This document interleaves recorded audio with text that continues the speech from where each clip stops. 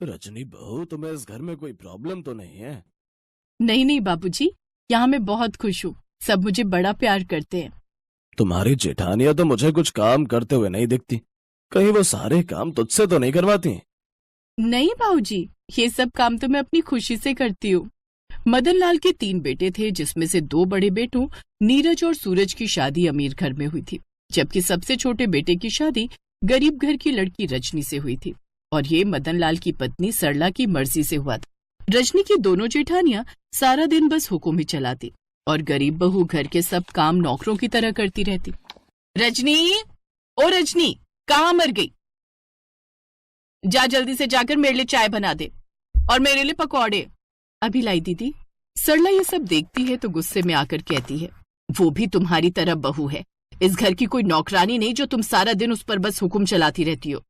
माँ जी, हम अमीर घर से हैं, वहाँ ये सब काम हमारे नौकर करते हैं और इन गरीबों की तो आदत होती है काम करना, और हम तो वही करेंगे जो अमीर घर की बहुएं करती हैं, सजना सवरना और अपने पति की कमाई पर ऐश करना। चलो दीदी, पार्लर चलते हैं। उनके जाते ही सरला रजनी से कहती है, बहू, मैं एक नौकरानी रखवा देती हूँ इस घर में, नहीं तो तेरी ये दोनों जेठानियां ऐसे ही तुझ पर ऑर्डर देती रहेंगी। कोई बात नहीं माँ जी, वो मुझसे बड़ी हैं और बड़े तो छोटों को काम बता ही सकते हैं ना। शाबाश बहू, भले ही तेरे माँ बाप पैसों के मामले में गरीब हो, लेकिन संस्कारों के मामले में बहुत अमीर हैं। उस दिन के बाद सरला रजनी की तरफ से निश्चिंत हो जाती। रजनी भी खुशी खुशी घर की जिम्मेदारियां निभाती है। अरे सुन रजनी, मेरा तो आज कढ़ी चावल खाने का मन है। ठीक है दीदी। ओए, इतनी जल्दी कहाँ की पड़ी है? सुन जरा, मेरे लिए पराठे देसी घी में बनाना, समझी? बेफिक्र रहिए दीदी, आपके पराठे मैं देसी घी में ही बनाऊंगी। इसी तरह रजनी घर में सबकी फरमाइशें पूरी करती है, अपनी पसंद छोड़ सबकी पसंद का ख्याल रखती है, मगर उसकी संगत का अंकिता और सोनम पर कोई असर नहीं पड़ता। बहुओं की ये हालत देख मदन लाल बड़ा दुखी होता है। अमीर घर की होने का मतलब ये नहीं कि अपनी कोई जिम्मेदारी ही नहीं समझेगी। ये सब तो माँ बाप की कमी है, जो बेटियों को पैसा तो खूब दिया लेकिन संस्कार नहीं दिए। लेकिन लगता है ये सुधार अब हमें उनमें लाना पड़ेगा। एक रोज मदन लाल जब मॉर्निंग वॉक करके लौट रहा था तो उसकी नजर एक बोर्ड पर पड़ी, जिसे देखकर उसके दिमाग में एक आइडिया आ गया और घर आकर उसने सभी बहुओं को बुला लिया। कुछ दिनों में छठ पूजा का त्योहार आने वाला है और शहर का एक बड़ा बिल्डर गरीब लोगों को पकवान खिलाने वाला है। इसके लिए उसने एक प्रतियोगिता रखी है जिसमें 100 तरह के पकवान बनाने वाले को पूरे 50 लाख का इनाम दिया जाएगा। ये सुनकर तीनों बहुओं के मुंह खुले के खुले रह गए। जिसका बनाया हुआ खाना जजेस को सबसे ज्यादा पसंद आएगा, वो उसे पूरे 50 लाख का इनाम देंगे, लेकिन शर्त यह है कि पूरे 100 पकवान बनाकर तैयार करने हैं। 50 लाख का इनाम सुनकर दोनों बहुएं बहुत खुश हो जाती हैं। उन्हें तो पैसों से प्यार था, वो जल्दी से इस बात के लिए हाँ कर देती हैं। अरे इतने पैसों के लिए मैं 100 या 200 पकवान भी बना लूं। लो, भला जिससे एक वक्त की सब्जी नहीं बनती वो बनाएगी 100 पकवान। क्या कहा तुमने? कुछ नहीं भाग्यवान। आजकल सबको चाइनीज खाना बहुत पसंद है, इसलिए मैं चाइनीज डिश ही बनाऊंगी। मैं तो मोमोज, चाउमीन, ढोकला ये सब बनाऊंगी और जजेस का दिल जीत लूंगी। वैसे भी आजकल लोगों को यही सब पसंद आता है। देख लेना, ये 50 लाख मैं ही जीतूंगी। मेरे हाथों का बना हुआ छठ पूजा का खाना अगर छठी मैया के भक्तों को खाने को मिल जाएगा तो इससे ज्यादा खुशनसीबी मेरे लिए कुछ नहीं होगी। जहाँ गरीब बहू प्यार के सामने पैसे को कुछ नहीं समझती, तो वहीं अमीर बहुओं के लिए पैसा ही सब कुछ होता है। रजनी बाजार जाकर व्रत का सामान लाती है, साथ ही छठी मैया का व्रत रखती है, तो वहीं अमीर बहुएं आराम से घर में बैठकर खाना खाती हैं। कुछ दिन बाद कंपटीशन का दिन आ जाता है। अब वो सभी उसी जगह पहुंच जाती हैं जहां अंकिता और सोनम सबके लिए विदेशी पकवान यानी चाइनीज खाना बनाने लगती हैं। जहां रजनी 3 घंटे में ही सारे पकवान बनाकर तैयार कर लेती है, तो वहीं दोनों अमीर बहुएं अभी भी चाइनीज खाना बना रही थी। जैसा कि साफ तौर पर जाहिर है कि 100 पकवान बनाकर रजनी ने प्रतियोगिता जीत ली है, लेकिन फिर भी पहले हम इसका भोग छठी मैया को लगाएंगे, जिसके बाद इस खाने को टेस्ट किया जाएगा, जिसके बाद कोई फैसला लिया जाएगा। भोग लगाने के बाद जैसे वो खाना चखते हैं, रजनी का खाना बेहद लाजवाब होता है, क्योंकि वो उसने किसी लालच से नहीं बनाया था, जबकि दोनों अमीर बहुओं का खाना बेहद ही बेस्वाद होता है। गरीब बहू 100 पकवान बनाकर ये कंपटीशन जीत जाती है और पूरे 50 लाख का इनाम जीत जाती है, लेकिन रजनी उससे ज्यादा ये देखकर खुश थी कि उसके हाथ का बना हुआ खाना छठी मैया का व्रत करने वाली सभी औरतों के मुंह में जा रहा है। उसके सभी ससुराल वाले उसके लिए बहुत खुश थे। वहीं अपनी हार देखकर उसकी दोनों जेठानियां शर्मिंदा होकर वहां से चली जाती हैं।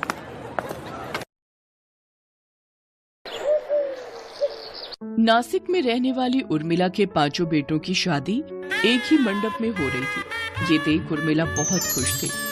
उसकी सबसे बड़ी बहू सुमन, दूसरी बहू नेहा, तीसरी बहू गीता, चौथी बहू अर्चना और 5वीं बहू अलका थी। उर्मिला की 5 बहुएं दिखने में जितनी खूबसूरत थी, जुबान चलाने में वो उतनी ही तेज थी। दिवाली के सभी त्योहार खत्म हो चुके थे और अब बारी थी छठ पूजा की, जिसे लेकर उर्मिला अपनी बहुओं से कहती है, देखो बहुओं, तुम सब तो जानती हो कि अब मेरी उम्र हो चली है, ऊपर से शरीर पर ढेरों बीमारियां, इसलिए मैं सोच रही थी कि इस साल से छठ पूजा का व्रत तुम लोग रखना शुरू करो। मैं अब इसका उद्यापन कर दूंगी, तो बताओ कौन अब इस व्रत को करेगा। ये सुनकर सभी बहुएं एक दूसरे का मुंह देखने लगती हैं। फिर उर्मिला की चौथी बहू उससे कहती है, देखो माँ जी, मुझे इस त्योहार और रीति रिवाज के बारे में कुछ भी नहीं पता, इसलिए ना ही मैं कोई व्रत रखूंगी और ना ही पूजा में आपकी कोई मदद करूंगी। माँ जी, मेरे मायके में भी ये त्योहार नहीं मनाते, इसलिए मुझे भी इसके बारे में कुछ नहीं पता, इसलिए मैं भी ये व्रत नहीं रख सकती।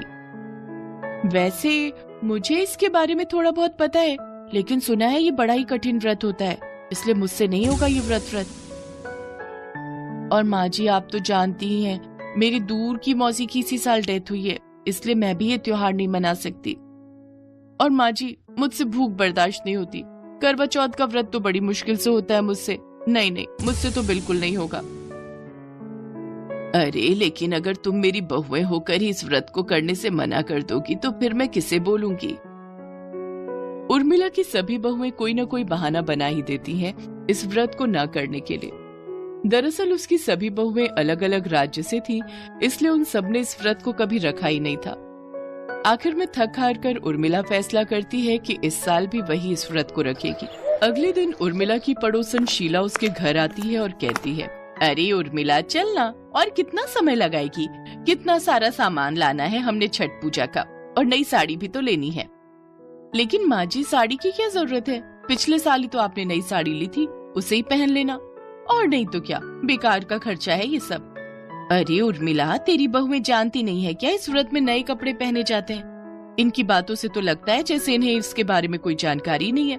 खैर छोड़, चल उर्मिला, बाहर तेज धूप भी है और बाजार में भीड़ भी बहुत ज्यादा, चल जल्दी चल। उर्मिला और शीला कड़ी धूप में पैदल बाजार चली जाती हैं, जहां वो सूप, गन्ने, धूप, चंदन और पूजा का सभी जरूरी सामान लेती हैं, साथ ही अपने लिए साड़ी भी लेती हैं। इन सब में उर्मिला भूखे पेट ही रह जाती है और सारा सामान अकेले ही उठाकर घर पहुंचती है। लेकिन शाम को अचानक उर्मिला की तबीयत बिगड़ जाती है। उसकी 5 बहुएं उसे अस्पताल लेकर पहुंचती हैं।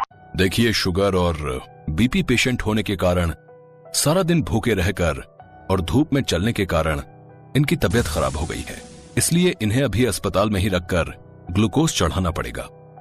लेकिन कल तो माँ जी का व्रत है। देखिए, इस उम्र में इनका यूं व्रत रखना इनकी सेहत पर भारी असर डाल सकता है, और फिलहाल हमें आज इन्हें यहीं एडमिट रखना होगा और ग्लूकोज चढ़ाना होगा। लो, बैठे बिठाए खर्चा बढ़ा दिया। आखिर क्या जरूरत थी माँ जी को ये व्रत करने की? साड़ी और पूजा के सामान पर पैसा फूका वो अलग, और अब यहाँ अस्पताल का बिल बनेगा वो अलग। तभी वहाँ शीला उर्मिला के बेटों के साथ आ जाती है। किस खर्चे की बात कर रही है तू सुमन बहू? तू जानती भी है बचपन में तेरे पति संजय की तबीयत बहुत ज्यादा खराब हो गई थी और डॉक्टरों ने भी जवाब दे दिया था। तब तेरी सास ने ही उसकी सलामती के लिए ये व्रत उठाया था, और जिसे वो आज तक निभाती आ रही है। बिल्कुल सही कह रही है आंटी। अरे 5 बहुओं के होते हुए भी इस उम्र में माँ को ये व्रत रखना पड़ रहा है। वो इस उम्र में इतनी बीमारियों के साथ भी अपने परिवार की सलामती के लिए व्रत रख रही हैं, और तुम लोगों से जवानी में भूखे नहीं रहा जाता।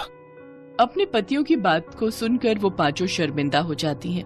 हमें माफ कर दीजिए, हमसे गलती हो गई। अब मैं ये व्रत पूरी लगन और श्रद्धा के साथ करूंगी। नहीं, मैं ये व्रत रखूंगी। नहीं, घर की सबसे बड़ी बहू होने के नाते मैं भी अपने फर्ज से पीछे हटी, इसलिए अब मैं इस व्रत को रखूंगी। ओहो, अब लड़ना बंद भी करो और तुम 5 ही इस व्रत को रख लो, ठीक है? फिर पांचों बहुएं अगले दिन इस व्रत को रखती हैं और पूरी श्रद्धा से इसे पूरा करती हैं। उर्मिला भी ठीक होकर घर आ जाती है और अपनी बहुओं को ऐसा करते देख बहुत खुश होती है और उन्हें खूब आशीर्वाद